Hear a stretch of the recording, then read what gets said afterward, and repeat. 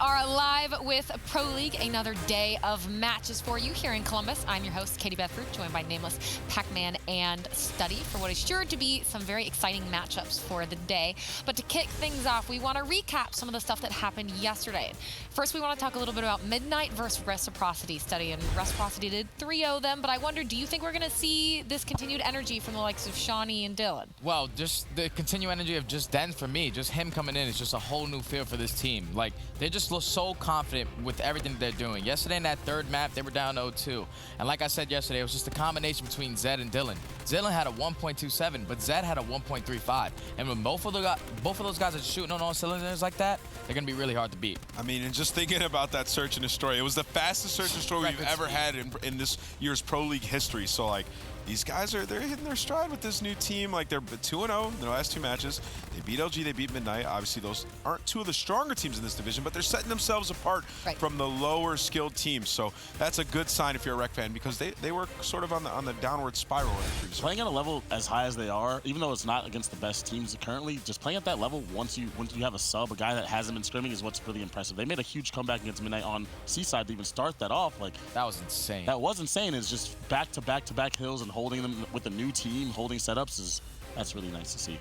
Now, and Pac-Man, really quick, you did mention this the other day. Does it seem like Dens is playing like he hasn't scrimmed for a while, or has it surprised you? I mean, Dens is not putting up like the most crazy individual numbers, but he's doing what he needs to do on the map, and he said he's putting the star players where he needs to be. Like, his job is to just do his role and do it well, and I think he's doing a pretty good job for a guy that hasn't played that long, or hasn't been playing in that long. But he is a talent, right? We used to say he was the best or the second best player in Australia, so he's doing his thing. That needs to be praised. Like, coming into a team and having not scrimmed for a while and watching these guys as the sixth man and being able to just fill that role and make everybody else comfortable and be sort of that, sixth man coming in with the vibes like that, that's impressive to do, and to go 2-0. He's been playing fantastic. This guy's Lou Will. Now, Nameless, we do also need to talk about one of the teams that's been struggling, and that's Luminosity. We saw those struggles continue onward yesterday, of course, and hopefully maybe they'll get a better outcome today. But again, you can see that stat, 0-13 on hardpoint and S&D since London. And do you think there's any chance we can see a little more life out of them? No. I mean, even if they get a win, like, at this point, it's still, I think that this team needs to make a roster change. I think they know that they need to make a roster change. There's been, hums in the community of people just talking about them left and right, saying, like, this team's broken. I don't think they can fix it. And that's got to be hard to hear, when that sort of narrative is already in the community, within the pro scene, it gets to these guys. They're talking to people. They're in those calls. They know that they aren't in a great situation. They got their win. That was a great tournament win that they had. They won a lot of game 5s, but now they know they're probably not going to be able to get to that point again. So 0-13 on hardpoint search and destroy, certainly not a stat that you want at all, especially these guys having been on championship teams, so they know their team has collapsed. It's time for them. Dead last is not yesterday they came in and changed all their roles and specialists. We saw Gumless, who's one of the best players in the game, running an ICR with Trophy, and then Classic switched to a SOG.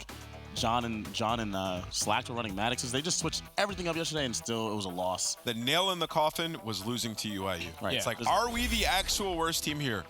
We play the other worst team here, and we lose.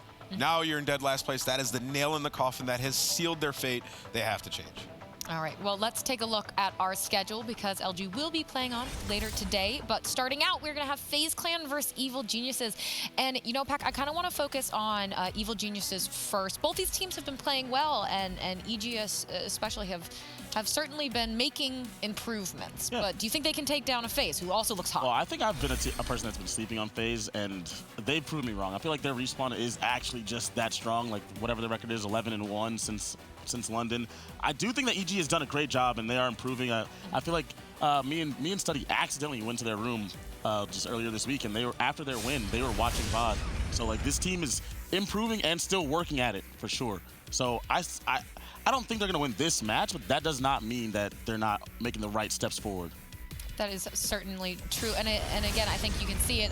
Phantoms, look at those stats. They speak for themselves. He's doing really well, especially Study stepping up into this Evil Geniuses team, proving that he deserves to be here. Yeah, definitely. His stats across the board are just phenomenal. We saw him in the hardpoint yesterday versus Optic. It was a really close game, like 250 to 200. Just came down to a couple key plays. In the S&D, like I said yesterday, he had a situation where I felt like he could have used a streak, where he didn't. Ended the map 13-6. But overall, this guy's definitely just fitting his role in perfectly. And the S&D, it was just like, like the counter sniping from Dashy to Attach. We usually don't see that out of Attach. He had like a 0.3. He usually has like a 1.2. So I'm expecting him to like just focus on what he needs to do and find out who his counter sniper is going to be in this series. Now I have a new team.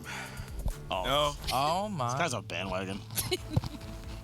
I am all aboard the Faze train, baby. All right, these guys have been playing amazing. Before every single match, Trey walks past the desk and he goes, "Let's get it, Ant." And you know what? That vibe is caught on to me. These guys are amazing. I think they're going to be a championship contender when it comes to this next event. I think in Anaheim, these guys are going to be phenomenal. Having had this experience from Celium and Asim, how much better he's gotten over the last few weeks. How he played yesterday was incredible alongside Trey in his natural role. Look at those stats. I'm all aboard. I'm not LG loyal anymore. You just pissed me off. I am Faze. You can't say LG Faze loyal. up. You shouldn't even be allowed to say Faze that. up, LG baby. loyal. Faze LG loyal. up. LG loyal as long as you're winning tournaments. 100% Yeah, right like now that what? they suck. You're the Scrap worst. me up You're with the a hat. worst type of fan. No. I think you You're the call worst that type a of fair fan. weather friend. No. Watching, No. for me, watching Faze cleanse yesterday was just beautiful. Like, Asim was an absolute animal in every single respawn game. He had a 1.3 first respawn. Second map on the control, 1.9. Third map hardpoint, 1.6. The guy was just an absolute beast. He was going off. We heard Mert talking about it. He's just really good at playing his lives, and he's just such an annoying player with tremendous gun skill. I can't wait to see what his ceiling is. Also, these guys are like the best shot punch team in the game. Yeah. Like, we Yeah, saw. gotta be. He had an Whole bunch of ICR. It's like Others. 5 Jerds running around shop. A whole bunch of Tysons. Yeah. No, I think we don't even know what this team's ceiling is yet. They keep getting better and better, especially in respawn. If they fix their search and destroy, they're 3-0ing some of the better teams in their division. Like, this team has a very high skill ceiling. On top of that, their teamwork is on point as well. The vibes are there. You know, the sky's the limit for these guys. Well, now, we've talked a lot about 4 of the players on that team, but I feel like, Nameless, we haven't talked a lot about Zuma. So how do you feel about how he's doing? I think Zuma's fine. I think he's come to a point where he's on a team with players he enjoys being around, and, you know, they let him do his thing on this team as well. And he's honestly been in positions on the map just, you know, kind of filling gaps. Like, we were watching him play Hacienda Hardpoint the other day. I think it was last week. And, you know, he was like 17 and 20, but, you know, Doc's in the back observing, was staying on his screen, and he was just making those plays to get those trades, baiting when he needed to bait. He's really sort of changed into kind of how Kenny is for 100 Thieves. Not having to be that superstar, just doing what he needs to do. All right, well, it's time for us to throw away from this hideously green hat and turn it Hideous. over now to our casters, Ben and Chance. This is fire. Couldn't agree more, Katie, and never wear that hat again. The hat's fine on Ant, though. He just can't pull it off. Yeah. You got to be a special kind of person to make that work. And it's, yeah, and not sorry, him. it's not you. But at least he's finally realized that the LG hype train he's followed throughout the majority of the year may have come to a very fast halt. Roster changes potentially on the horizon for LG, but he's changed allegiances. He's now all Faze up and whatnot. Obviously, he's talking very, very highly about this Faze squad. Every time we've seen them, we say the same thing. They're showing consistent improvement, and that is just wonderful. You'd love to see things like that, especially when you get to this part of the year. Chance, you know, playoffs right around the corner, champs as well. This is the time where you want to be in full form. And so I'll ask, like, we're getting to the time where we see everybody in the full form. In a couple days, you asked for me my top 4 teams. Yep. But I want to know yours. So obviously, it's what? Optic, 100 Thieves, and E United are going to be in just about everybody's. I'm assuming you're the same. Yep. But who's that 4th team? So, Envy is a squad which I think we have to give love to, right? Absolutely. They've just shown got top 4. Yeah, exactly. So they've shown a lot of improvement. But here's the curveball. I think Faze could be in there. That's what I'm saying, I man. really think they could be in there, man. It sounds ridiculous to say, and I understand that. And I understand it's a little bit of a bold kind of statement. But they are that good. And they've shown us that they can compete against really, really talented teams. So for me, I'll give Envy the benefit of the doubt for now, right? Because they just had that. And they might get better. And they might get better themselves, and I feel that that's the respectful thing to do. But Faze is right there. I mean, and the only team Faze has lost to, at least since this roster is formed, Optic twice. Granted, the first time they played, they got 3-0. Then the next time was a game 5, and you're like, okay, maybe a little bit better. Then they lost to E United, who got 2nd. Yep. So they're only losing to those top teams, and then LG. But, you know, if there was any confusion about who the better team actually is, I think we decisively know that at least at this point in time, Faze has the edge. So they've been great. They have taken every single test they've been given, and they've been going above and beyond. And let's not forget, they also beat LG as well after losing. So, Sure. Yeah, this is a very, very good squad. Just to obviously talk a little bit about EG as the first couple of hills still going through. This is a team which have shown us massive improvement as well. We've been very, very impressed. When you look at their game against Optic Gaming yesterday, fundamentally sound, right? Very, very good. It just comes down to a couple of small mistakes. Revan talked a little bit about it yesterday to Jess before their series, and that was kind of what cost them a little bit. But here, so far, it is all Faze Clan, a big lead starting to develop. Well, you talk about mistakes. The only mistake, well, the main one you don't want to make on this map is when you early rotate to third. Well, you want to keep the back spawns, and well, you can see for EG, no one's there. Zero just had a free trip around the left side of the map. EG not aware, but they've cleared out everything else. Zero in the back is going to have at least one player to deal with early on. Stun's going to help him out, take him down, so they don't need the back spawns early because they go and get the job done. That is efficient work from EG. And again, time on board. They got a couple KNs looking players down. Faze, they know. They got to back away a seam, spawned all the way out. So they got to take their time to force the back. I will say the one big worry I do have with the Faze squad is how the younger players are going to react, especially at a place like Anaheim. If you have to go up against one of the big boys, you know, you're up to gaming and whatnot. For me, when we saw that matchup in London and the crowd so heavily behind up to gaming, Celium didn't excel. Here in the Pro League, he's been wonderful, fantastic. That is one area of growth they desperately need, and that's why I think you have to look at players like, you know, your Scrapses, your Zeros, and your Zumas. More specifically Zuma, because he's been a part of that rivalry for so long throughout his career. He knows how to handle it. He has to coach the younger talent on the team. Yeah, and I mean, I think the short answer to kind of discuss that is, again, the first time they played Optic 3-0, the next time Game 5. So improvements definitely look like they were there, but you're exactly right. The Anaheim crowd, any crowd, it's just a different situation, and it's a little bit tougher to get that kind of experience. So that'll be something to keep in the back of your mind months to come. Either way, in this game, Faze has made the rotation over towards barrels. They haven't quite pushed out the front too far, but they have guns up and ready to go. So EG, well, they're going to have to try to force it through because they got one player deep flanking, but it'll be another 10 seconds maybe before they can even get inside and contest, and that's assuming they get these kills. Scraps also working a little bit towards some streaks. Has a teammate there ready to bait. Scraps will fly in for the switch. There's the first. Can he find the second? EKA is enough. 185 all he needs. Make that 135. Extra points for being inside the hill. Now earn his War Machine. Just 10 more. That's unfortunate for him. The late challenge comes through from EG. An important kill to find. As a very calculated break from Evil Geniuses. They took a lot of time to go for the setup, and it did come down to a 1v1 effectively at the end, but they get the scrap time. So first set of rotations is done. EG a little bit behind, about 40 points, but keep in mind the slaying department not going their way. So you imagine one big play, someone kicks it up just a notch, they'll be good to go, but Scraps is trying to do the exact same thing. War Machine, well, keeps a couple players at bay, does a little bit of damage, but isn't good enough for the break early on. It's going to come down to the gunfights, and you can just see all the trades back and forth. Honestly, I have no idea who has the edge. It's 50-50. Yeah, I think Scraps did a good job of just managing to find two before he fell and gives his teammates the numerical advantage. But to your point, it's still contested down there. It's still EG with a presence holding on, and they will hold. For how long? Apathy now. Knows that Zero's thinking about sliding in. An easy win for him. The rotation comes through. EG ready and waiting. Faze spawning out. But you have to start winning these gunfights. These are the crucial ones. First one's there. You got a team kill, though, for EG. The nade's going to connect and at least force players to back down. So the back spawn's way of EG. That hill control all the way of Faze. So the question is for Faze, well, can they hold it from the front? You got the Tempest if you want it, but you got the nice little cheeky spot. But you got two players trying to come in the back, two players waiting in church, and EG taking their time for the setup to try to get the timing right, and we'll see if the kills go their way. So far, so good, but now you got to get care of Scraps, and, well, he finds two. The cleanup crew is good. In Faze, well, they hold it from the front. Scraps currently 17-7. He's been great all year, and he seems, again, to be finding great form. It's actually a team that's struggling pretty heavily here, 3-12, but the European duo, both with 17 kills. Zero finds his 18th. Seem more than happy to sit in that backpack for now, at least. We'll see if he's able to turn things around in the rest of this rotation.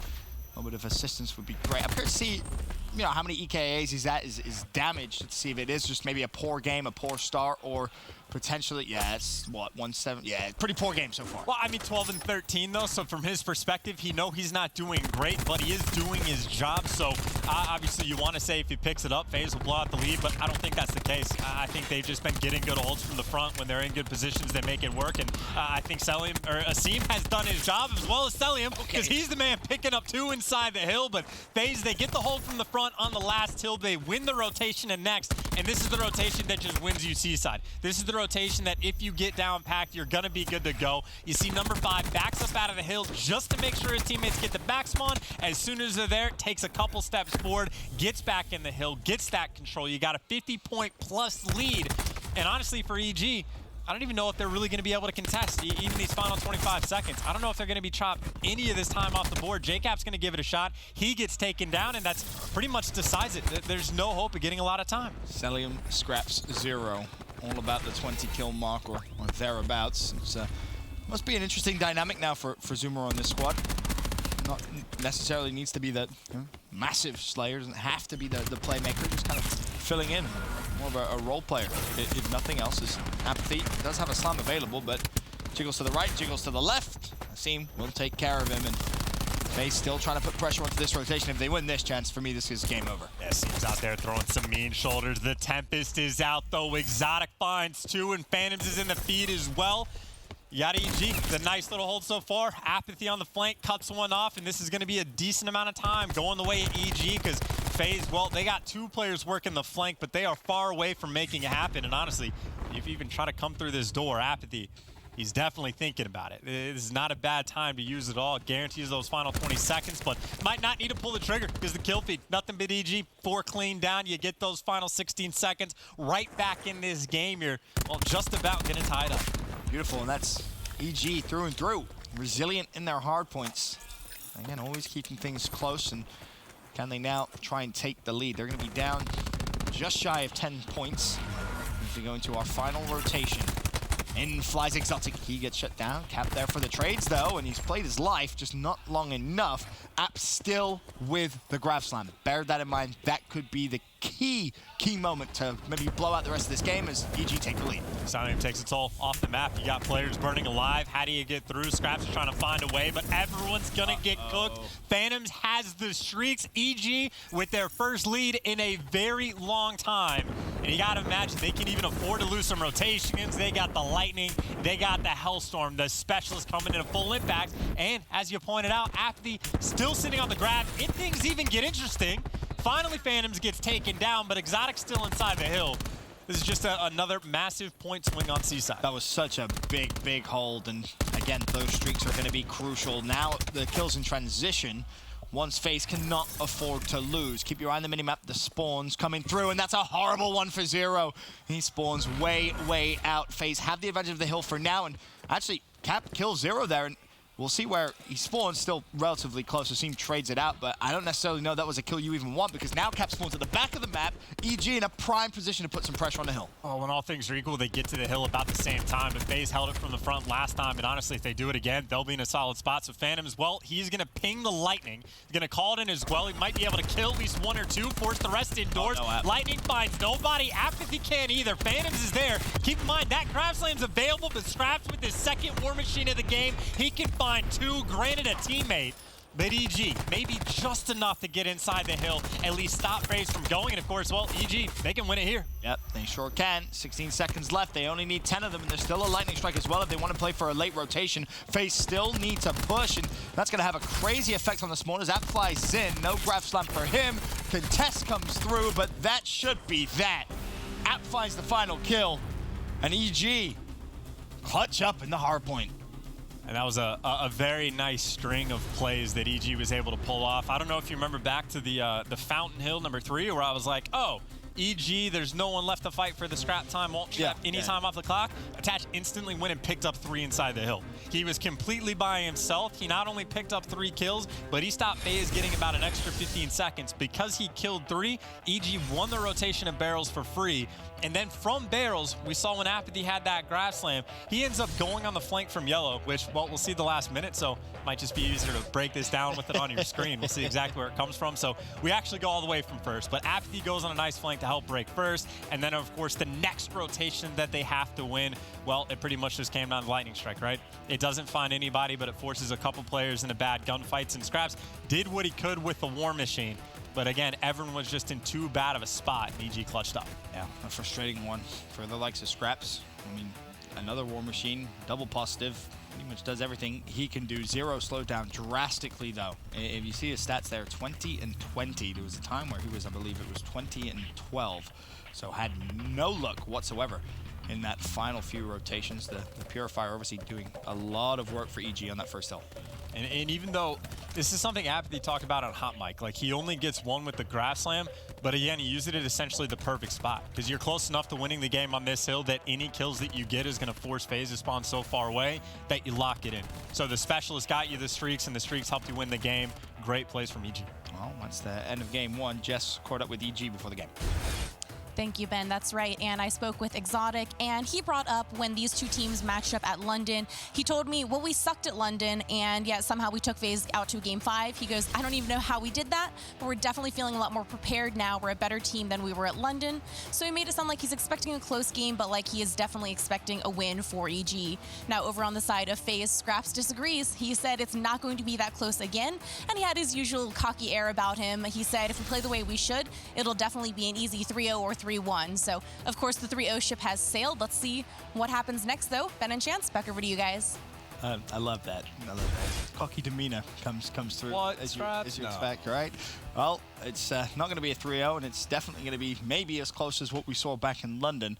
As in terms of game one, EG do very well to fight back. It was looking comfortable for Faze for a big kind of part of that Seaside hardpoint, but EG down, never out. Again, so resilient. It's a great kind of clutch gene they seem to have started to develop. And what's really bizarre is just how different this team looks now. For me, EG is another one of those that's just shown massive improvement. And that's what you love to see as the year goes on. You don't really like seeing teams collapse and, you know, fall apart. That's never, you know, it's never pleasant to watch. But teams that show massive improvement, it's exciting. And it's also like an interesting what if. Like, we've had a ton of really good what ifs like this year, and this is definitely one of the milder ones, but like they take Faze to a Game 5 back in London, and that was in pool play. Right. But I'm pretty sure if I remember the standings correctly, if EG clutched up that Game 5, they would have made it out to winners instead of Faze. And of course, EG ended up placing top 16. I think Faze ended up at like top 12 or top 8. I think it was top 12. So granted, maybe not that much better in the overall standings, but obviously we know how good we expect Faze to be now. But EG, again, they might only be a small step behind them, and depending on how the series goes, right at the same level, or maybe EG has also gotten like that much better. So just another team that we don't know exactly how good they are, but we know they're a potential contender. Yep. And they know the pressure's on. They want to try and qualify for playoffs in that top 4 spot, make life a little easy. Scraps with maybe potential for a collab there. Doesn't connect. Didn't even find the first shot, and well, there comes a wonderful challenge from EG. Zero is there to trade though. So early on, 4v4. Yeah, not a bad thing to do. Force the sniper to hit the tough shots. Force Faze on the retake though. Zuma can find one unattached. Selim's actually here to watch over. Selim though, well, takes Zuma down, but he takes the enemy with him. And Asim gets the clearance, so EG did a fantastic job of killing Scraps. And then no one else. Scraps isolated right off the rip, but Selim with a nice rotation. We'll see him find 3 kills. 4 if you include his poor teammate Zuma, who was just trying to assist. But a good job from Selim there in that first round. And he is one of those players that you look at and you say needs to perform well in searches for this Faze squad. And of course, too, because you got to imagine the counterpart that attaches another player that's been going off in the search and destroy. So, granted, you want to talk about the sniper battles as well, but the guys putting up big numbers. Selim is, well, probably towards the top of the list. Of course, Faze, the bomb is working its way towards B, but got a lot of players coming this way. Zuma can find one. Selim might be looking around for the next, or at the very least, keeping these EG players at bay. I think this was something that we talked about last time as well, is Zuma's ability, from what we've seen so far, to get a first blood and stay alive. It's very impressive. He's consistently finding gaps in the opponent's setups, and he's consistently exploiting it. And again, staying alive, which is the key here. He isn't just necessarily getting traded out as attached. This is an easy one by his standards, but he'll make up for it as he connects with Asim. Oh, there we go. That's the double. As it stands, 3v2, still advantage EG. Phantom shuts down Zuma. Now it all comes down to Selim. He drops. And with the assistance of Attach and his sniper rifle, EG tie things up. That's a classic from Scraps. You get a hit marker, you lose the round. It's literally just the difference maker, that extra 10 HP. If Attach dies there, then he's not going to be able to pick up the 2 kills he got. So, you know, aim a little bit higher. Faze would have won the round. Basically what it comes down to. You're absolutely right, but Attach with some good shots. And we'll see them again here. It's funny. Always miss the easy ones. The shot, the first one he missed, probably the easiest of them all, but quick reactions there. Shut down Scraps and gave EG the massive advantage there to retake that site and get the defuse. So, Search, tied up, 1-1. Also, this is weird. It is Attach versus Faze. That is just a little bit strange. Just a little bit. Yeah. Yeah. I mean, JCap, he's played for Faze before. Apathy has as well. It's different, though. I get it. That's like many, many years on Faze versus a normal COD stint. But either way, it is what it is. That's fair to say. That's fair to say. It was a little strange. But Bomb guy mid-map, seeing if he can get the plant down on a site that does not exist. Of course, he is wrapping back towards A because Attach found the first blood, and of course, EG has made a lot of noise over towards the B site. They instantly back down, but Faze is almost completely reacting to it well. Looks like Asim is thinking about going on flank. Zero's looking for a pick, and Exotic, of course, has not gotten this bomb down yet. So EG just trying to avoid making mistakes, but just looking for a pick, which Attach can't find his second just yet. Fortunately for Asim, he's going to drop as his Zoomer. Attach a swing and a miss consistently there, but now 3v2. Zero should be good to fall. Make it a 1v3. All down to Selim. His second time in this map alone where he's been left in a situation like this. And that, I think, is a little lucky there. I think he actually died outside. He did. Yeah, the player did not get the kill, and I'm pretty sure you don't get points for that either. The one thing I actually never figured out, which I tried to, is when you're dead, when the bomb explodes, does it build towards your specialist progression? I can't remember. I think I figured this out at some point. Interesting. And actually, now that I say that out loud, I really need to figure it out because now it definitely makes a big difference. Yeah, sure does. Although I suppose in Search and Destroy, maybe a little bit less so. As it stands, Scraps 0-3 off the start. He's been first blooded a couple times as well. Exotic spots the Faze attack, wisely backs away. They're trying to fly through and attach all the way down to just 40 health. They did well to stay alive. Flurry of trades come through. Faze down to their final 2. Selim has found a pick though, just to make it only a 1 life advantage for EG, but a lot of work to do here for Selim. Gets away though somehow, and that's unfortunate. JCap ready and waiting to pinch. Yeah, Selim did 150 plus damage, but on 2 separate players, so not enough for the kill. And if you enjoy seeing rounds of Faze players dying off the map, there's 2 for you. You got 2 back-to-back. EG just finding ways to not have to get all the kills. Search now starting to get maybe a little comfortable here for EG. Selim with the best play. Basically just came down to him finding 2. And then pretty much shooting everybody else alive for EG. Just couldn't find those kills. Nearly got 4. That honestly might be, well, map number 3 is an Arsenal. That might be the best indication of Arsenal control. Of everyone trying to flood through lobby at the same time. It's almost like it's a respawn. Almost. Almost. Close enough. And it's now attached for 250 away streaks. First blood would help massively here. He's playing a little bit of an island over towards A. The player he's looking for is Scraps. The sniper fight continues. Attach first to concede positioning. Is he just trying to bait out? That's the question. He's still hanging around there. EG will know Faze are over there. With that pre-fire. Attach just looking for that pick. And Exotic hasn't moved either, so he's still waiting for the confirmation on which bomb site to rotate to, and Apathy actually finds 2. Exotic doesn't even care. He's rotating this to A instantly. So I was thinking maybe when his teammate gets a pick to the B site, they go that way, but you see Faze, everyone's drawn towards B. The bomb is planted for free. Lobby control completely the way of EG. And now, honestly, for your Faze, what do? You try to go up the back steps, you got to worry about attach a sniper. You try to cross the guy in lobby, he's going to at least spot you for the information. honestly, the setup for EG looks about as perfect as you could ask for. I don't have an answer for Faze. You're just going to have to get a pick, get some prayer kills. Well, Scraps with a hit marker is not the start you want. It's been a couple of times now where that's happened for Attach. It's just be annoying, be a nuisance, and the nade may actually just secure the round. It means no one from Faze can push up, get any control whatsoever. 2v4, Scraps still swinging, still missing. Finally connects with Phantoms, but the pressure's going to come from around the outside. Attach missed a couple of shots, but even with the time, doesn't matter. And more importantly for Attach, he's going to keep that streak alive.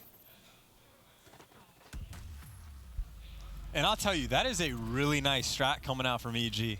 And outside of getting the first blood, like if you get blooded in that situation, that is going to be very difficult to like have a counter to that.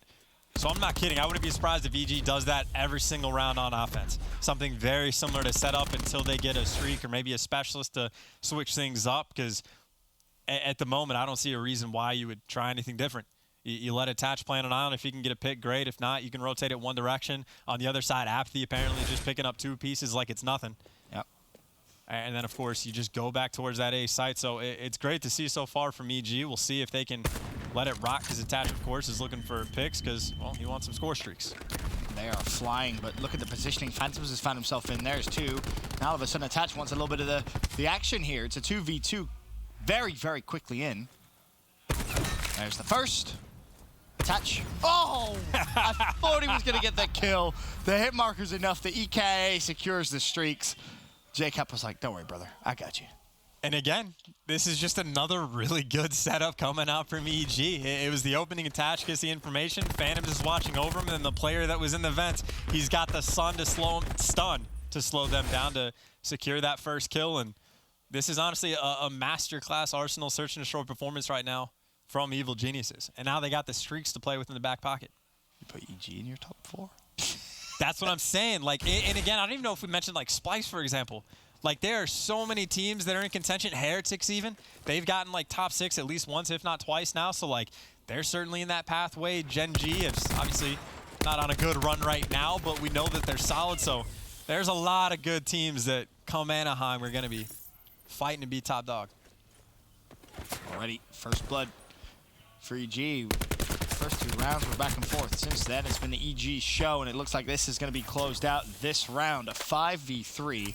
Asim is Scraps 1 of 5, 1 and 6. Zuma at 4 and 5. Left to try and clutch up and keep Faze alive in the search. A lot of work to be done, especially considering Attach has a lightning. You can ping it. You can use it. Pretty much anything you want. Post-plant position. If the bomb goes down, round's over. Yeah, the good news for Faze is EG has been a little bit slow to make this happen, but they actually still have no information, so Scraps is actually going back towards B. Now, we had a round where Phantoms had streaks and did not use them, and then they lost. This round, Attach has it. They can just get the bomb down and win. You see the players going for the plant so they can't get killed from vents, but Attach, he just has to stay alive, and they win this round for free. And he's dead. Is it going to matter, though? Probably not. Zuma. 1v3. Vent, not the best position to try and clutch up in. Phantoms, Apathy, and JCap all alive. Cap's had a great search, by the way. 8 and 2. Phantoms 7 and 3. You know where Zuma is. It's just a matter of time now before he falls. The time is ticking 20 seconds. You know he doesn't have time to wrap. His only win condition is to just somehow get a miraculous double, slide out and find the third, but shot's going down. Zuma will fall. As I said, it was just a matter of time. Apathy closes out the search, and that was tremendous. Really, really good search and destroy from EG. Completely dominant. That was one of the first things we talked about for Faze, of like they're looking great in respawn, their search and destroy not so much, and they've definitely shown improvements, but then EG, they just brought it back, and again, that is a near masterclass on Arsenal. That was just great play the entire way through. It's getting to the point now where I want to know what Revan has on his laptop. Everything. I'm not even kidding. I bet he has everything. May have to have a sneaky peek, because one thing's for sure, in terms of strategy, EG looking fantastic. Couple of tricks up their sleeves, it seems, but as it stands here, EG 2-0 up against Faze Clan. Will we see a reverse sweep, or will our run of 3-0s continue, Chance? That's the question, because we've had a fair few of them so far. Yeah, I'll be honest, it's looking like a 3-0 if anything, but obviously, Ben, it's going to be a long day with a lot of Call of Duty. A lot of Call of Duty still to be played. Faze, we've seen him in positions like this before. Down, never out. Game 1, incredibly close. Game 2, not close at all. EG, 2-0 up.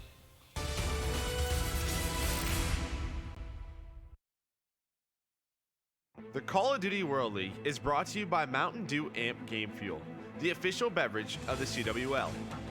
Scuff Gaming, the official controller of the CWL. And TCL, America's fastest growing TV brand.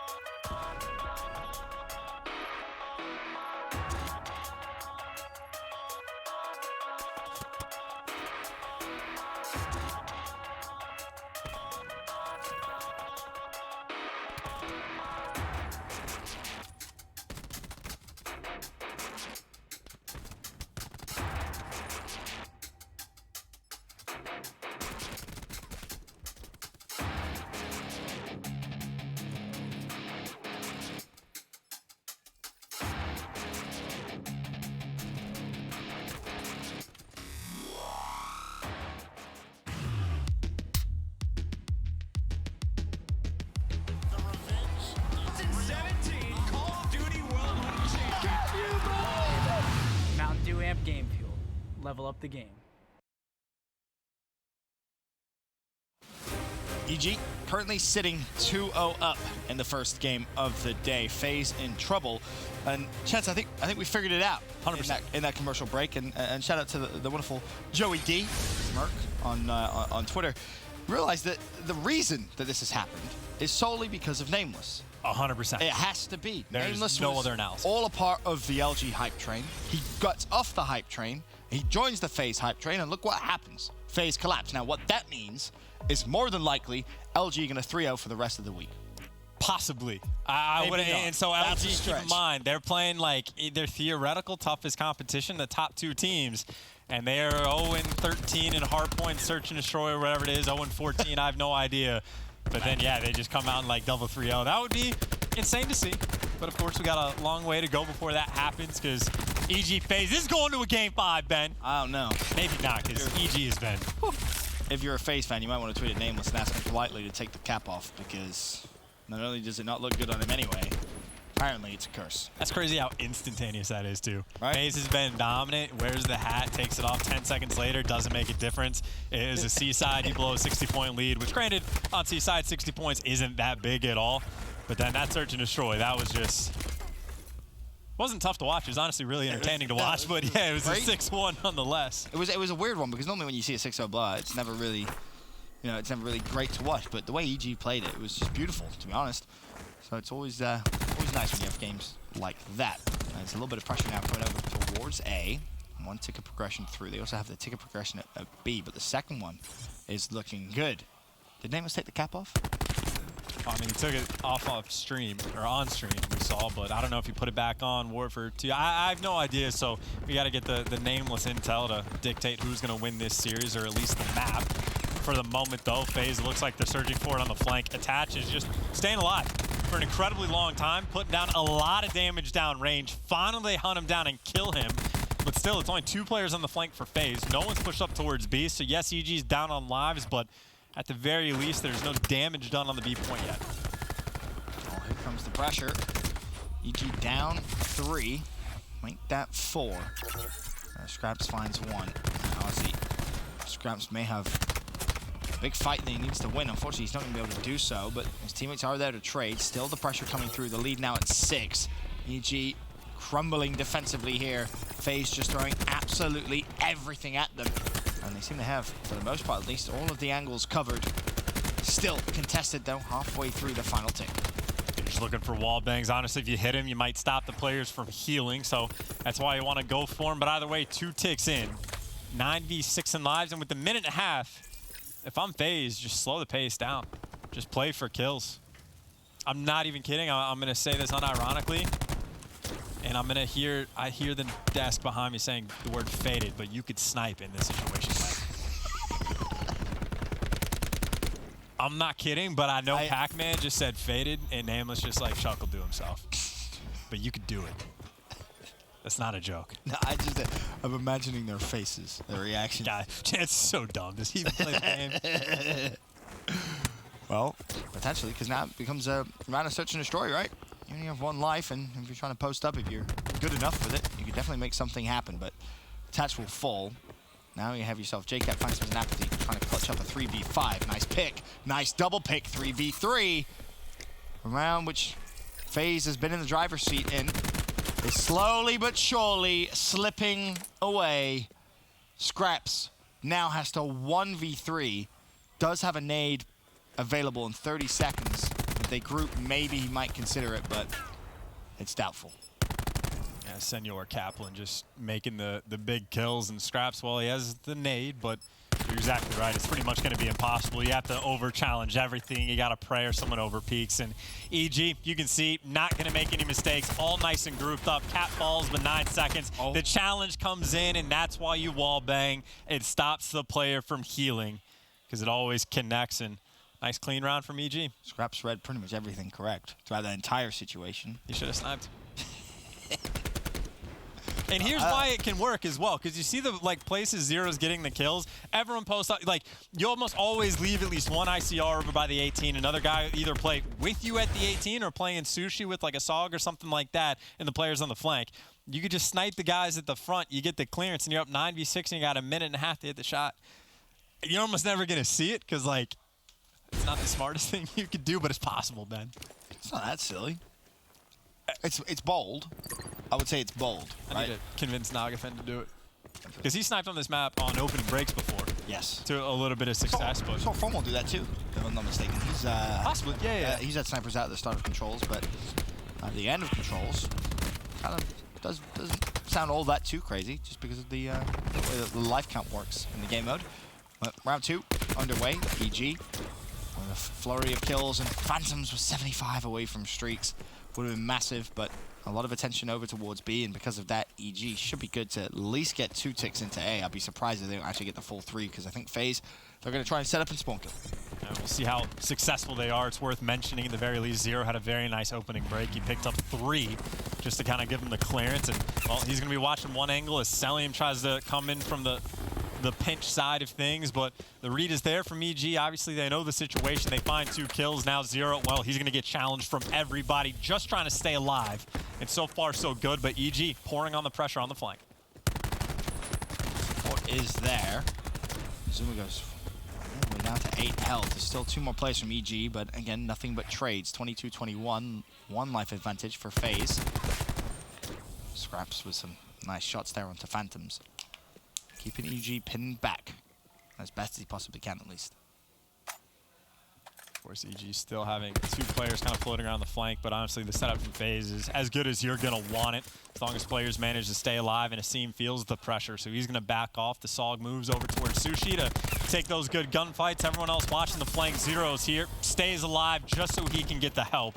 And he knows after he's in the back, he's got at least Zuma helping him out, and Selim can roam if he wants, but all the base is covered.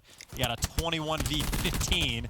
And well, I was going to say you got more trades coming in from Asim, but Attach does make a nice read to take him down. And, well, Scraps is going to fall as well. Pressure alleviated for EG on the front. They need to get some progression into B, though, or at least stop the clock, because 48 seconds is not a lot of time to work with when you don't have anything going at B. And EG have struggled a lot here. Faze have had a great defensive setup. It wouldn't surprise me if next time on attack, EG just throw everything at B off the rip. Yeah, keep in mind, though, Selim is creeping up towards some of those streaks, and of course, they got the nice life advantage. So EG, they have their work cut out for them. Their basically win condition is you have to win the round, you have to kill everyone. Selim is a big kill to get for the start, but right now, kills getting traded. Whichever kill that does get traded kind of helps out Faze because of the life advantage, but now it's going to be Zuma by himself, but he finds a big kill, and the trophy's going to save his life from the nade, and even though Attach was in post, he's going to fall. Faze is on the back end for the defensive push, and it looks like they should be good. You got a 13v5,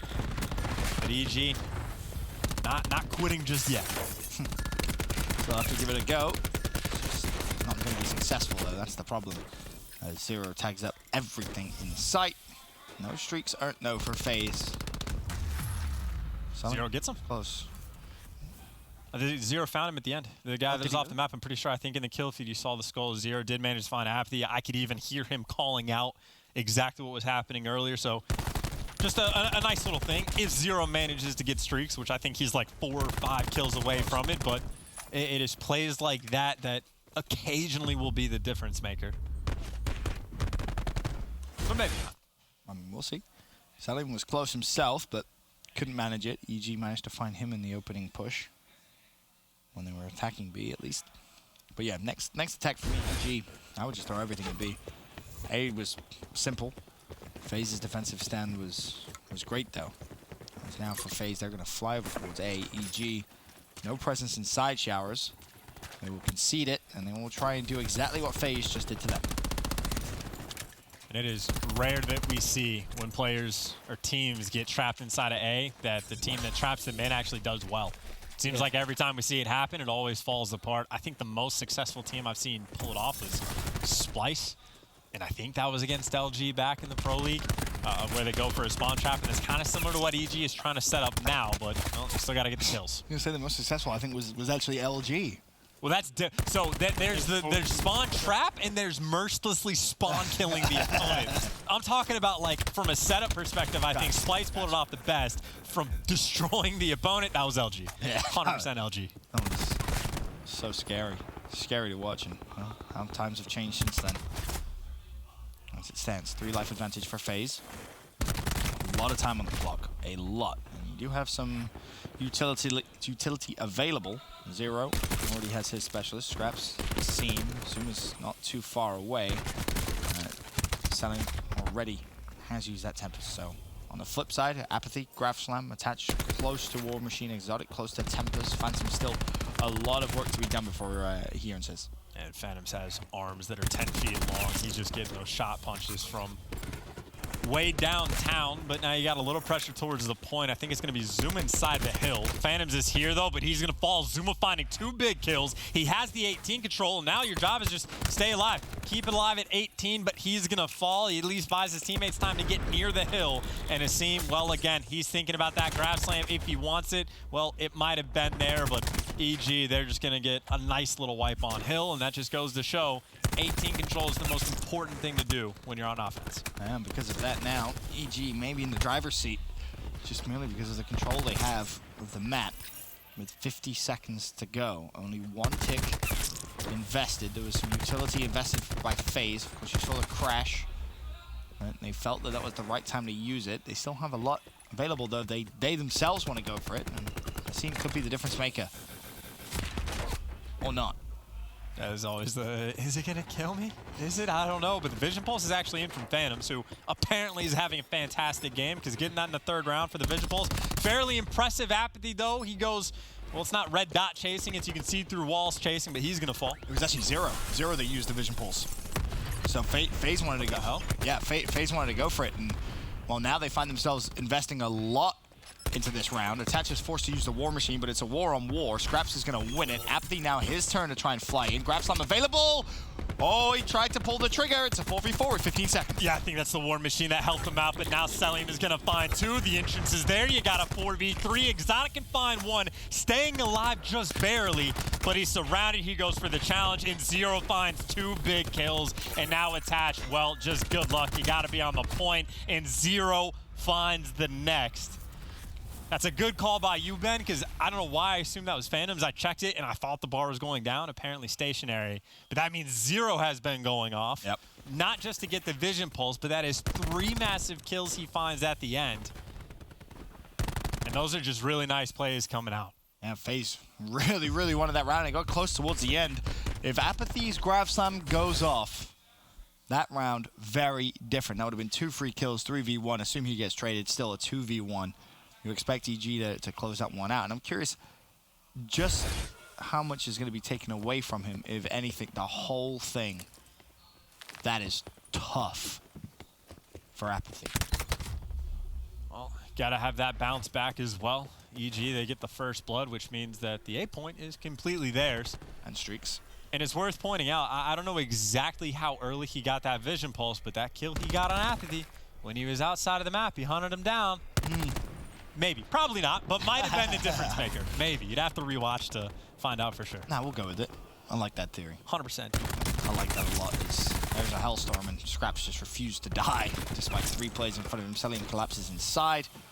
He himself now starting to work on maybe some streaks, and on Faze, they were down 2-0 in the series coming in. Now they're 2-1 up in the control, and now really putting pressure on. And for EG, I said I wanted to see them maybe fly over towards B off the rip. They didn't do that. Now they find themselves in the exact same position they were in previously, and you're relying on Phantoms really to get the Vision Pulse and use it this round. For me, that's what this round is going to come down to, because Zero is definitely not going to earn another one. Unless he... You say that now. Yeah. Unless... Nah, the odds of that are just so low. For me, it's going to come down to Phantoms getting it probably with around about 20 seconds left in the round, and using it around about then. Or even a big play from the Tempest potentially, but the Lightning Strike only finds one, and actually a team kill comes in as well, probably due to the panic of the Lightning. So that's a Lightning Strike used to stop the push coming in from EG. We're down by 5 lives. Still have the Hellstorm, and for EG, you got to bait that out as quickly as you can, because you don't want that coming down at the final few moments. As Faze have set up in the exact same position. Nothing different here. Assuming as soon as Zero, whoever is watching this push, which is pretty much all Faze, calls out, hey, they're making their move, that's when the Hellstorm is going to come in. Now, Asim spots out at least one. He's probably going to be ready for the second, but yeah, I'm assuming he spotted 2, so he's just going to run away, trying to play his life, and he gets away for the moment, but they're swarming on him. He's got the SOG, the slide is there, knows the second's coming, but from what direction? Well, he got shot in the back, but the Hellstorm's there just to alleviate the pressure. It means you don't have to worry about the front for a couple seconds, which means go and hunt Attach down. But Attach is trying to stay alive to bait all these players for Faze back. That way EG can hit the front, but Zoom is here as well. All the base is covered, but still about those gunfights, and Selim finds 2. Zuma stays alive. Everybody stays alive. And now EG 9v17, 20 seconds on the clock. It seems like it's all but over. I just feel like EG didn't respect Faze's defensive capabilities over towards B. They were outclassed in their last attacking round. They've been outclassed again here. 16-8 is a life advantage. Now your Tempest is out, but you got to hit something. The kill still coming in for Faze. Attach is going to try and give them some advantage, but that was a panic. Tempest and Faze will stay alive in the series. No 3-0 to start the day. Scraps 28-14, make that 29-14. Has been phenomenal throughout. 0, 23-13. The European duo on this squad, in respawns at least, are really giving EG problems. I was naturally watching the game. I was like, wow, Zero is having a fantastic performance. Check the scoreboard. Oh, hell. Scraps and Selim are putting in work as well. So that is a very nice bounce back from Faze, who last time when these teams played, it did go to a game 5. So as great as those first 2 maps look for EG, we might be on our way. You can never count any team out. That's what we've really learned from this year. Not true. Well, there are definitely certain times where you can count teams out, like Gen.G and LG play later. Actually, no, I guess, yeah. No, you can't count any team out. You're right. You can never count a team out. I like that. Never know. Reciprocity yesterday, counted them out in Seaside hardpoint. They came out and somehow made a comeback. That's the weirdest team. They give me a headache trying to predict how they're going to finish at events and how they're even going to play in series.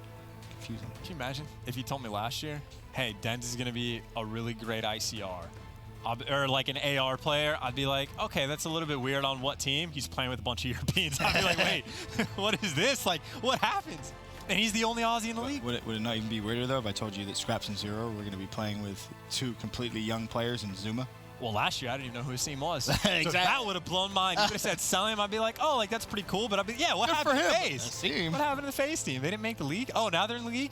They come in the league, they're here for a couple weeks, and now they're like elite? Like, what's going on? Very, very strange how things can change in such a short space of time. As coaches take the stage, let's to go over strategies for the next map. It's going to be on Gridlock again, so we'll stay there. This time, no, a hard point. And it was the hard point that we saw with EG versus Optic yesterday on Gridlock specifically.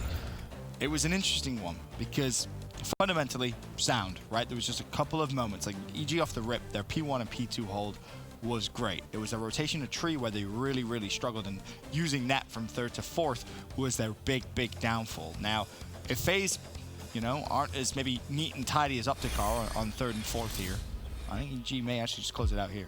And keep in mind, EG was undefeated in hardpoint up until yesterday, right? Which, I mean, it's Optic, like, great hardpoint team in their own right. So outside of that, EG in contention for being one of the better hardpoint teams in the game. I don't know where exactly you'd rank them. Probably top 5, it certainly seems like so far. Sure. Maybe a little bit higher depending. But either way, we know that they're incredibly capable. We've seen that they're well put together. They don't make a ton of mistakes. And I think even yesterday for the Optic one, yeah, it just came down to like specialists more than anything else. But basically it, right? They use a vision pulse, and Karma uses his grab slam and kills 3 of them. That was the one big thing, and it was like, oh. And it was the War Machine. I think it was what Attach tried to make the big play, and Scump just takes a grenade to the face to force the team kill. So a lot of things going right for Optic in the opening break. Phantoms does something similar. He does find the first blood, but Selim does respond in kind. Well, no one's won it so far. Yep, still contested. Players trying to get back over towards the first hill. Zuma finds himself an easy double. Either Exotic or Attach saw that flank coming, and FaZe with at least a little bit of control until Apathy just put Scraps on skates there. That seems still in the hill though for FaZe. Trying to build themselves a lead, but EG, they're not going to give up on that hill just yet. Maybe one more push could come through. Yeah, 20 seconds is definitely worth fighting for, but of course the rotation, oh so important as well. So EG, well, they try to manage to do both. They achieved the first one of at least getting inside the hill to get some points on board, so effectively going to be a tied game for the rotation in a second. Honestly, they might be able to win the foot race. They might be able to force those back spawns should they take down Selim, but FaZe definitely gets to the hill first. And of course, he got Apathy waiting for his teammates to make some noise so he can go for the pinch towards the hill. So EG, the setup is there. Can they execute? Well, they wanted to hunt down Selim, and they found him. They just, quite frankly, can't kill him. And he's unfortunate not to get himself a double there for his efforts. Scraps still in the hill, though. Look at the spawns for FaZe. That's 3 players spawning so far out. The entirety there of the B Street locked in by EG, so they will get themselves some time. This is a very nice break. Again, the play was there. The execution was perfect. Now we got to see how the hold does. Phantoms is going to fall, but he at least takes one with him. JCap, well, he's got the cuts for 2. He falls, but at least takes one with him. Now Scraps in the back, and that's just an easy gunfight for Attach. He's got the ICR just hanging out, pre-aimed, L-triggered, waiting for it, and nice little rotation from EG. And once again, FaZe is there first. EG already setting up a pinch. The setup is there. Can they execute? That was the problems that they really had yesterday. Let's have a look. Can they manage to produce something a little better against FaZe? Exotic gonna have to take his time a little bit here. He's gonna be pinched himself, and I think he realized that, and that's a great read from him.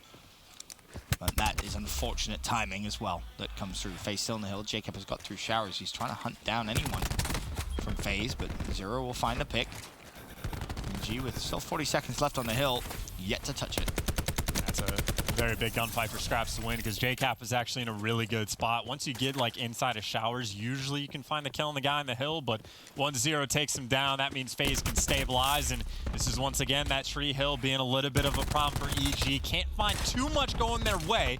They got one more chance on the attack, and again, once they get the showers, you might be able to find the guy in the hill. Asim, though, stays alive long enough for Zuma to pick up 2.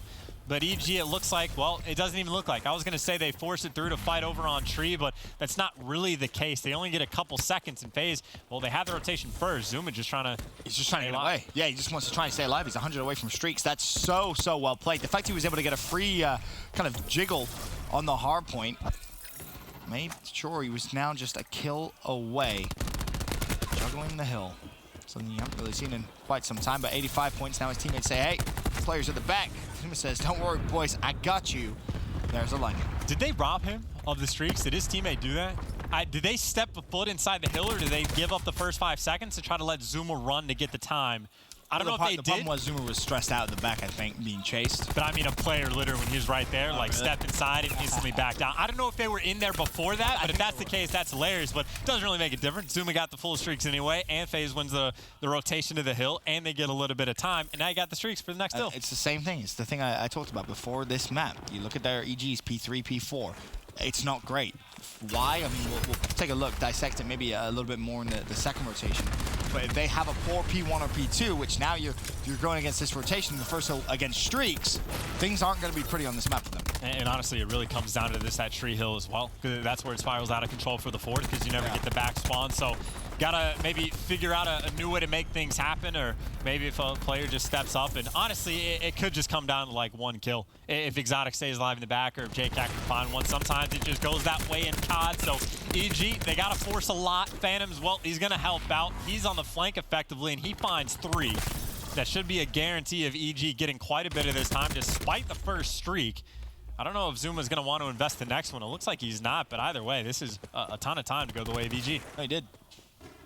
Oh, wow, I didn't see it. Okay, in that case, that's horrible for Faze. Sure is.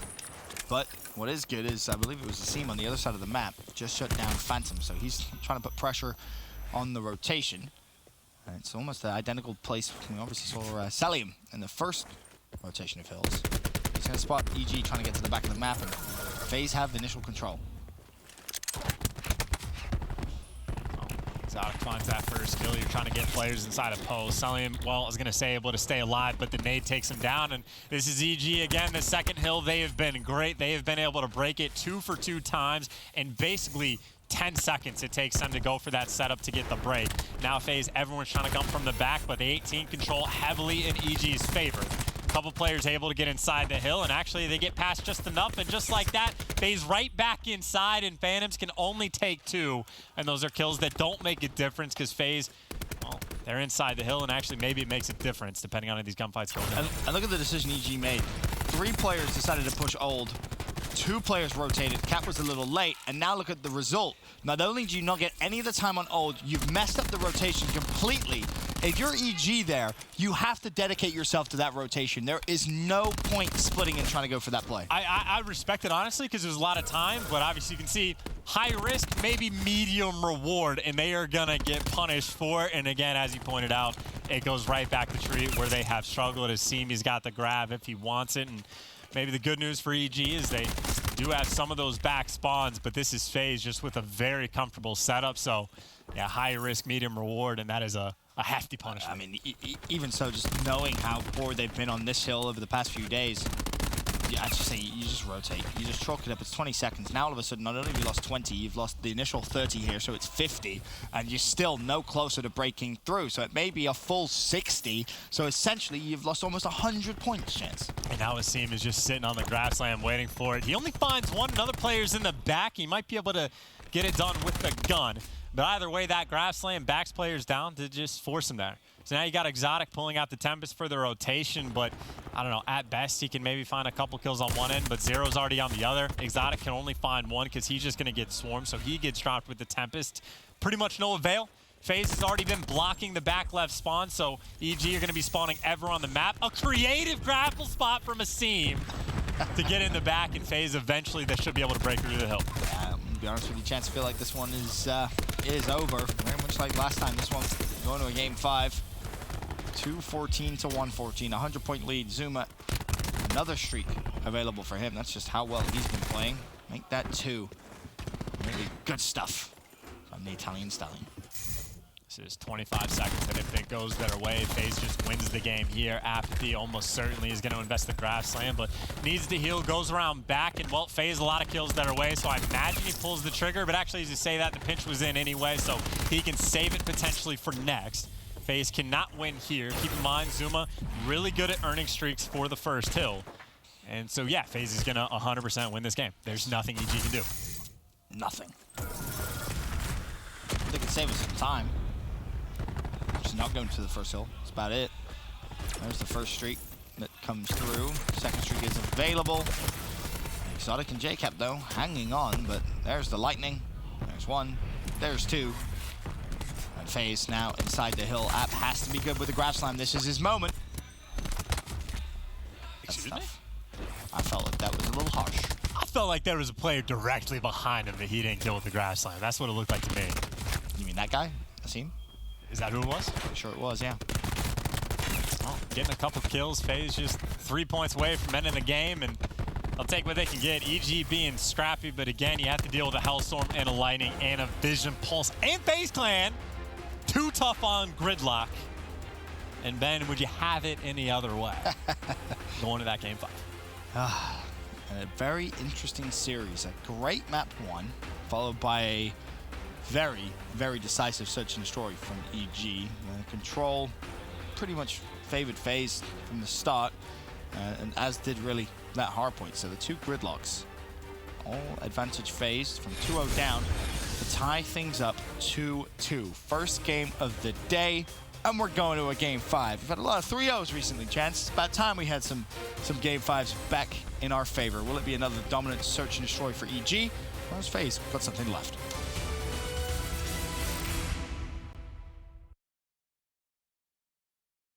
The Call of Duty World League is presented by PlayStation 4, the official platform of the CWL, Astro Gaming, the official headset and mix amp of the CWL, and Republic of Gamers, the official monitor of the CWL.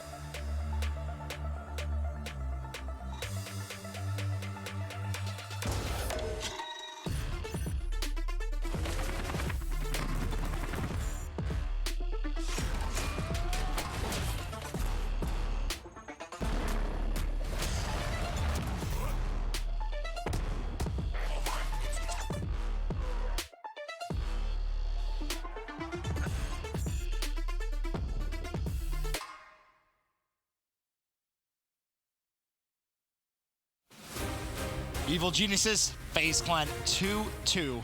The reverse sweep is on for Faze. They started the series down 2-0. The first search chance was a masterclass from EG, and it was a pathetic display, for lack of better words, from Faze. Do you think we're going to see the same on Frequency? No, I don't, because I think Frequency plays quite differently from Arsenal. So like the setup that EG kept running with, at least on offense, is like, we'll play for a little bit of spread, we'll pour some pressure over towards the B site, and then we'll move that bomb towards A and get the bomb down. But it's just a lot tougher on this map. I think it's harder to get the bomb down really at either site unless you want to force it over towards B. But then if you do, you might get shot for mid. There's too many things to watch. You spread yourselves thin, so it's just different, Ben. It's different. Well, advantage EG, so they're continuing where they left off in terms of search. It's only a one-man advantage, though, so it's nothing to get too excited about. Salim and Zero are up. Zero's been fantastic throughout this entire series. It was a little slow in the search, but you're not going to have a good game when you lose 6-1. Unfortunately for him, he will get picked. Salim for the 1v3, and I don't think that's necessarily going to end too well for him. Yeah, that is either the third or fourth round where FaZe has had to jump off the map to avoid giving the opponent the kills in search. So you now have EG at 7-1. I'm going to be honest. I miss the days players who just go for it. What are you going to do? I mean, there's certain situations where you can for Selim, and I think, honestly, having a sniper in those situations is helpful just because you can get a quick pick, maybe look for, like, a big play. But he knows those players are running forward. It's just there's so many situations, especially with Stim Shot, where it's just hopeless. Yep. And obviously that is a prime example. I mean, we were talking about it. You can almost list off the 1v3 clutches you've seen this year. As you go back to last year, it's never going to happen. There's a lot more, for sure. But either way, EG, 1-0 up. Now, their turn on the attack. So far, defensively, FaZe not really got too much information, but shots go down. Attach opens things up. First blood app. You got to get out of his way. Attach still had more work to do. He will find Zuma, so despite the team kill, EG still with a man advantage. Scraps is looking for it, though, and he can't find it. Attach with the next. Feed Zero to him. Who's left as well? Selim. Attach is just going for vengeance. He's got 3 so far. Honestly, kill your teammate, plant the bomb, get all the points. Don't actually do that, but I actually quite like that. it depends. If you get it down to a 4v1, I think it might actually be worthwhile, but JCap with the nade, gonna connect, perfectly placed on top of Selim. Now you got a 4v1. This is where you kill your teammate to plant the bomb, but that's okay. Exotic wants to get some points too. Now it's just about who wants to kill Zero, or will Zero make it the 5th round, where FaZe just jumps off the map. Yes, he will. This is exciting stuff from FaZe. Putting up a great fight, Ben.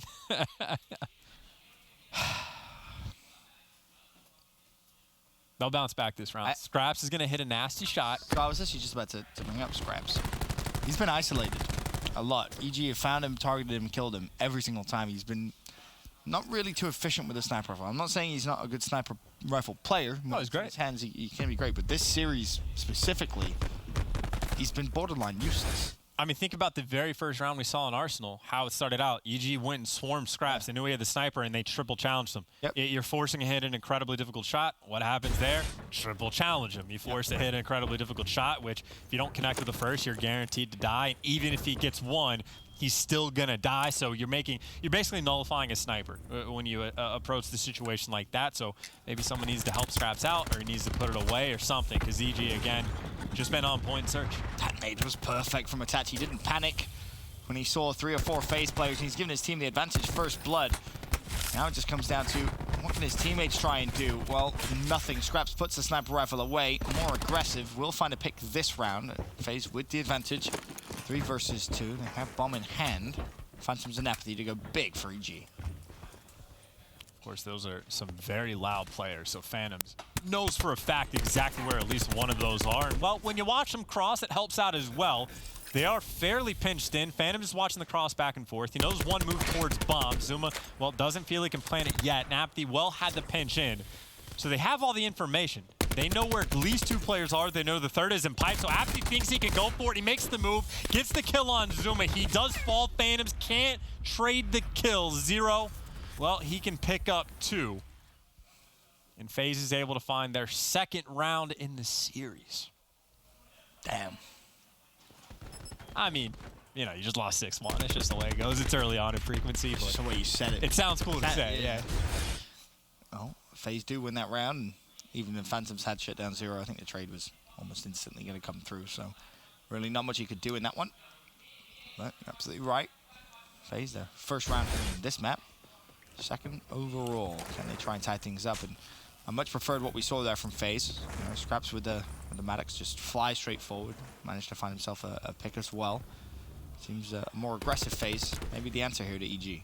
Yeah, looking for the nade kill, but nobody's home inside of you. So he finds nothing, and now the nade's gone.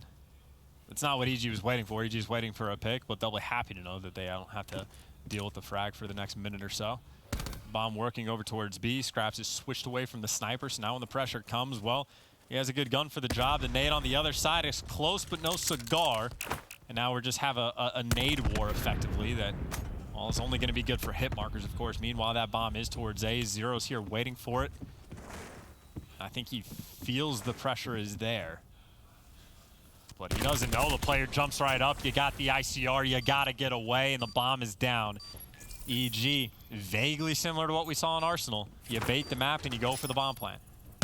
Sonic's ready and waiting for the push. Pre-fire is going to be enough. We should know now there's 2 just by the amount of people shooting. First blood in. It's a seam that drops. And there's another pick. Celium falls, and with 20 seconds left, the 3 remaining players from Faze have a lot of work to do. Jacob at least is able to trade himself out. And now the pressure's going to be just too much. EG 3-1 up. Scraps just looking for any scraps, honestly, he could find towards the end, and he gets the second kill, but eventually gets shot in the back, so no bomb explosion. And I think the key man that map, or that round, excuse me, was probably Apathy.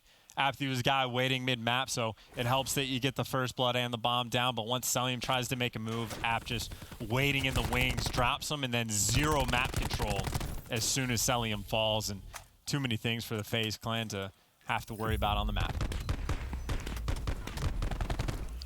Nice little showing there for his teammates. Scraps was able to pick up a couple of kills, but really not all that useful. Just stat padding, if nothing else. 3-1 now for EG. Faze on the attack. I don't want to get to the point where you're thinking, all right, well, Faze need to win this one now, but another round loss, and this is getting ugly. Could be heading back over towards 6-1 territory. Yeah, honestly, in Search and Destroy, it seems like for the moment, they're only playing at like 80% of their potential. Like, we've seen good things from them, definitely at times, but EG, again, they've just been picking them apart relentlessly. Now they're going to wait to see if Scraps can find a pick, but nobody's really peeking at all. Maybe a player mid-map in Apathy. Eventually, if he overpeaks, might get picked, but so far there's nothing for Faze. I feel like this is a good lesson for them, though. And go back, watch the VOD, kind of learn how you can improve your search. Because to your point, EG picking them apart every round. Another first blood. This time it's Jacob and the nade. Zuma will trade it out, but he should surely fall. Apathy gives the man advantage back over to EG. Is okay. Scraps trying to do his best Dashi impression, apparently, as he makes his way over towards the site. Swing and a miss at A. Faze now with 20 seconds. They have to go to A. They cannot rotate this bomb out, and Phantoms knows it. Question is, do you try to fly out and plant the bomb? You got 2 players looking to come through you. Scraps is here. The stun is enough to stop the hit fire. Exotic gets through, and well, the bomb gets down, but Exotic, the instant flank, and now you got Celium on a site in between everything. He's able to find Exotic and actually able to get away, and Asim's still here. Finally, they find Celium. Asim for the 1v2. This is doable. You can already see what EG's plan is, so Asim, well, he's got to go fast. Might be here in time. Does the trade come in? He's got the SOG, but Phantoms able to chop him down. That's so smart. That's just such good trust there. Phantom's basically saying, hop the bomb. I have your trade. Don't worry about anything else. If he comes behind Phantoms, bomb is defused, doesn't have enough time to get to the bomb. It goes balcony, it's an easy trade, and if he goes you, easy kill. And that is one of the most search and destroy rounds we have seen, like, all year. From start to finish, you got a team playing for picks. The first kill comes in from a nade. Yeah. The next thing EG does, well, at least eventually down the line, is they use a stun. They're using all the utility properly. They're making big plays. You hop on the bomb to bait players out. You're getting all the trades. That's just efficient search and destroy. Yeah. And the same thing we saw in Arsenal. It's just really good search and destroy of your baiting out information the opponent, and they're doing it better to Faze than we've seen from many teams so far this year. And because of that, the score is so inflated in favor of VG. 4-1 now, but you're absolutely right. I mean, the nade, the stun, they're just kind of classic bait at the very end of the round. As this one might be a little bit of a quicker round, I feel. That's hysterical. Yes. Every single strategic round has gone the way of VG. Every single round it's like, hey, meet me at you, gunfight on gunfight, mono-y-mono. And that is the, you know, the standard, let's say, in Faze. Well, they at least have the advantage in the round. Still not over. Round's never over when Phantoms is alive, it seems. Search and destroy ability extremely high. It's going to run out of ammo. They're both going to run out of ammo. You got a clip and a half for Phantoms. JCap's dead. Yeah, so Phantom's going to go kill himself. I would have to imagine. Hey, let's do this Faze impression. It's looking good so far. Got it to a T. Slide straight off the map. Get some style points on board. Impressive. Good impersonation right there. I mean, he learned from the best, it seems. He's had enough times where he's seen it happen, that's for sure. It was a scene that, when the hip fire found the second. Round over. Faze staying alive here in the game 5. And this is a really important game for EG. Which kind of talked about where these teams are in terms of standings. They are fighting for that top 4. Well, Faze, they're just going to potentially go back and face smash the A site. Oh, absolutely. It worked the first time. Yeah, why not? Happy as it. Hey, guys, they're here, all of them, so there's no one that has to sit around B. You can boot players with the trophy if you want. Doesn't really make a difference. And, well, Faze, as quickly as they came towards A, they leave and attaches mid-map. And the question is, how quickly does EG realize that nobody's home? Seems like about as quickly as they need to. Attach instantly goes for the wrap back. No one even stayed to shoulder peek over towards that U and A site. So EG, they're just going back to play for information. Now Attach peeks out. Hey, everyone's here. Oh, what a nade. Perfectly placed. What a nade. Good search and destroy. Now all of a sudden, EG should know. They have bomb down. There's still Exotic over on the other side, just waiting for maybe a late rotation. Unsure if maybe they fully know that bomb is down, but it's been picked up once again. Apathy will fall. Jacob just thinking about maybe going for the peak. At this point, Exotic should be well on his way over towards the site. 15 seconds. Bomb should be good to go down. Now it just comes down to can Faze stay alive and somehow defend the site. Well, Scraps finds the big mid map. He was that floating man, so that makes it so much easier for Faze. Now you got to flood through, but Scraps is mid waiting for him, and well, tagging players up. EG are just caught in between every single player for Faze. He got Zuma on the pinch, who finds the first. Does enough damage to force that player down, but Exotic, he's trapped in between 2 players, and he just can't find a kill. He's getting these players weak, but now it's just the shoulder peek game. Zuma goes for the challenge and gets the kill. Big plays from Zuma there. Probably did about 600 damage that round, if not more, and helps his team get that bomb down, so big plays coming in. I'm surprised Exotic stayed over towards the other side as long as he did. They had the information. They knew Faze was still there. The jiggles were going through. Maybe a tad late, but besides that, just very well played by Faze. Even though the first blood came through from Attach, Faze make this game 5 an interesting one. No more 6-1 blowouts. Still advantage, though, to EG. 4-3. Zuma working on streaks as well. And if you can find it, that'd be huge. Another potentially just map control-esque kind of setup from EG, just looking for a pick if they can find it. They've been doing very well with this type of setup so far on both maps and Faze. They are going on the attack potentially over towards the B side. Attaches here, and they're just trying to find Zuma's streak. Zuma's shot crosses his chest, but he doesn't fall. But there's the nade. It's been great so far, but they can't get a kill. But Faze tried to pour on the pressure, and they're forced to back down. This time, though, EG, they never move that bomb. I was going to say, look at the minimap. Look at EG's positioning right now across the board. Faze with all control. They know there's nothing A, nothing B. Now it just comes down to, can you find a pick on the opening play? Information is there for Faze. They now know it is going to be a B push, but you still have to find that pick. It comes down to Scraps, and that is the wrong side of the map. But luckily for him, he's got a Celium in his back pocket, because Celium finds 3. So you fall off the map for not. Now you got a Seam flying out.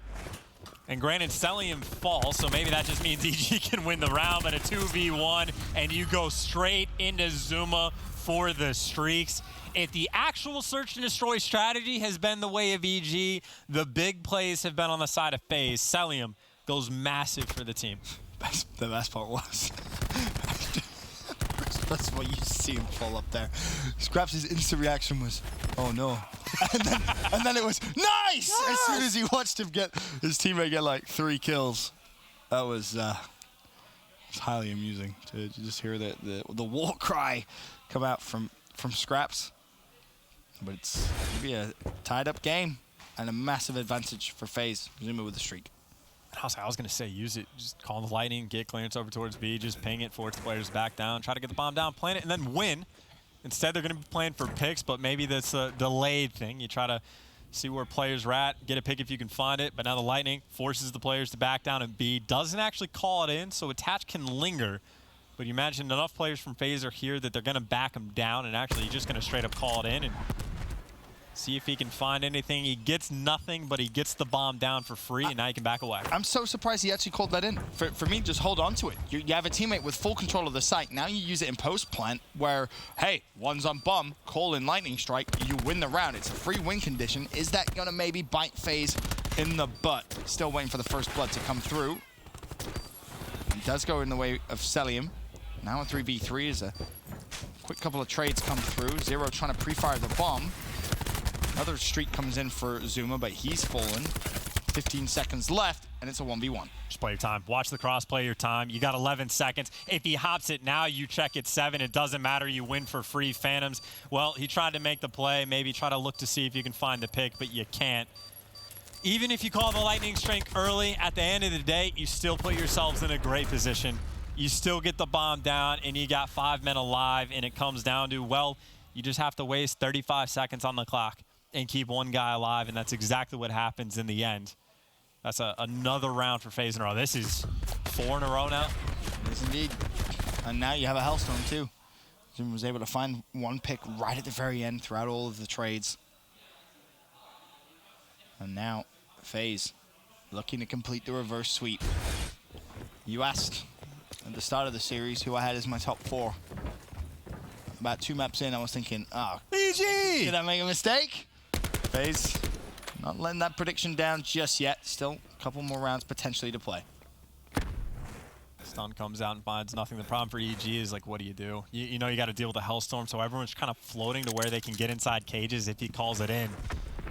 But even the positioning from Zuma all the way in the back of the map, that's the plan from the start. He knows the player's mid-map, Appy guaranteed to fall, and Jake Cat falls in the process. You got a 5v3 from FaZe, and a scene, well, that's a free kill. This is all but over. Attach has got to go big, and he's done it before. So maybe there's hope when Attach is alive, and there he finds the second, able to get out with his life. No trades come in, and Phantoms has clearance over towards A. Attach is going to die. He should be shot in the back. Attach is going to kill everything. It's Attach. This is what he does. Oh, zone nade. Oh, a little unfortunate. Phantoms did find the pick, but it's a 1v2. 20 seconds. Can you force around 11? Well, picking up the bomb would probably be a good start. And then making your way over towards the site would be the second priority, but with 10 seconds left, he's going to try and dedicate himself down to the kills. Not even going to get it. Scraps finds the pick. 5 rounds in a row for FaZe Clan and Search and Destroy. EG were up 2-0. FaZe with the reverse sweep. And the fist bumps, handshakes, celebrations from FaZe. Got a nice little celebration at the end. That's kind of cool to see. Zero trying to, I'm assuming, thought selling that would be my guess on the personality difference between the two. But either way, it looks good. And what more could you ask? We had high expectations for FaZe, saying maybe they're in the conversation for like top 4 in the game, let's say. And then they go down 2-0. But then they show the resilience. They bounce back, reverse sweep. And they were even down, what, 4-1 in that Search and Destroy? Yep. They show the resilience, bounce back. Celium picking up huge kills, picked up a 3-piece while Scraps is falling off the map. Zoom is earning streaks to help them win the game. So what more could you ask for? maybe just clutch up on the Seaside. Very, very good good series overall from Faze, and you're absolutely right. You know, you clutch up on the Seaside, it doesn't even go the distance to that game 5. You would want to close that one out more of a 3-1 fashion. Still, I think their Search and Destroy needs a little bit of work, because it seems like when teams are playing that slow, methodical playstyle, to be honest, they're just being outplayed. They're just being completely outclassed. But everything for myself and Chance for now. We'll send it over to Jess with Scraps with the PlayStation Instant Reaction. Thanks, Ben. Is it safe to say that EG put up a little bit more of a fight than you were expecting? Yeah, of course. They've improved a lot, and they look like a really good team, and that was a close series, but luckily enough, we come out on top in map 5. Why were you so slow to wake up, particularly on that first S&D map? I think everybody lost full. We should have won the first map. We made a lot of mistakes. It's Seaside. Everybody does it, but everybody was annoyed, and then we went 1-0 up on the S&D, and then to go 2-0 up, I get 2 hit markers, and with a sniper, and then one of them gets a 2-piece with a sniper on. I lost full, to be honest. I couldn't regain, but we said if we win map 3, it's going game 5 either way, and luckily enough, we've got people like Tommy in our team, and map 4 and 5, he was going off, so thankful to him, and we won 3-2. Got a little tense there, but we saw you guys all celebrating afterwards, so how does this victory feel? Well, obviously there was a bit of stuff going on between us and them during Rostermania. A few people had a few different words to say about each other, and beating them always feels good after stuff like happening, so I'm glad we beat them again. All right, thank you so much. This has been your PlayStation Instant Reaction. Over to Katie at the desk. Thank you so much, Jess. And there you have it, of course, Faze Clan going map 5 there with Evil Geniuses, but ultimately taking it 3-2. Now, Nameless considerably happier now, but I want to ask, why do you think EG was able to take that very first hardpoint? Well, first, I'm going to say, there was people saying that there was a Nameless curse or something like that on Twitter. I seen Merc shouting it out. Reddit already made a thread. Well, guess what? There's no such thing as a Nameless curse. Because they won. They came out with the John. I'm too far away. I'd pat you on the back for you. Okay, so why do you think that first map? I think the reason they won that first map is because Apathy turned it around. Like, he started to go off in the last few hills. It was a 91-0 run on the last 3 hills on Seaside. They just turned it on. They won that courtyard, then they rotated. They won that first hill where they just dominated, and they picked up streaks, and they just started to turn up there. It was just perfect holds back to back to back. Now, Pac-Man, for Faze Clan and their S&D, obviously the first one, they got annihilated. So, yes, they were able to, I think, come back on their pick for S&D. But do you think they still have work to do there? Of course. I mean, this reminds me a lot of what 100 Thieves did last tournament when they beat Gen G Game 5. They gave up a respawn to Gen G, and then they clutched up Game 5, and that's what FaZe just did. Zuma had a tremendous performance, picked up a couple 2-pieces, got his streaks, and just carried his team over that edge. That does not mean there's some fantastic Search and Destroy team, but they won it when they needed to, which is important. They have a lot of work to do in Search and Destroy. A lot of these plays, even when they had numbers advantage, like Asim slid forward and gave away his life for absolutely no reason, but then Zuma was able to pick up a 2-piece right after that. So it was just clutching up. Like right here, that's a huge 2-piece. And FaZe's Search and Destroy communication seems to still be a little bit off. Like, he said they lost full. I don't think it's as simple as that. They were getting outplayed every single round on that first map. And yeah, but their respawn is that strong. I mean, they're able to bounce back over peeking spots, like at the B side and Arsenal. Like, why are you double peeking sniper? That's the communication, and that's where like the development needs to come in, and that's probably the number one thing. Attach gets a sniper pick. Another guy slowly peeks out again, right where he just got picked. That's just stuff that you shouldn't do as a team. I saw a really good like in-game adjustments out of FaZe Clan on that map 5. They were down 4-1, then they decided to all hit that U side, and they just changed up the pace at that point. Once they got that first round, they realized it was a 4v2. They win the next round, they just take it straight to B. They just started being way more aggressive on the opposite team because EG was playing it really slow. And once that was happening, I mean, Zuma is going to be running and gunning, and he's always just been one of those guys that's been really good at doing it. So he was able to pick up some streaks and then eventually close out the game. It was definitely a really good in-game adjustment for me, at least realizing what FaZe Clan did.